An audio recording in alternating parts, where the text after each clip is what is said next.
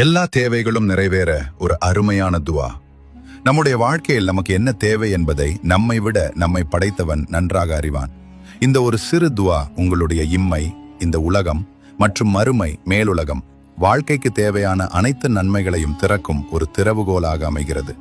اللهم اغفر لنا وارحمنا وآتنا في الدنيا حسنة وفي الآخرة حسنة وقنا عذاب النار.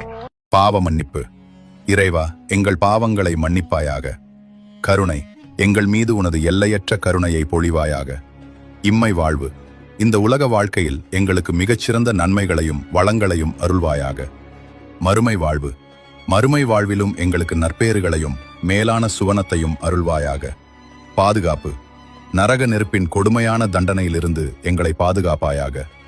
குறிப்பு: நீங்கள் அல்லாஹ்விடம் எதையெல்லாம் கேட்க நினைக்கிறீர்களோ அவை அனைத்தையும் இந்த ஒரு வரி துவா தன்னுள்ளே அடக்கியிருக்கிறது.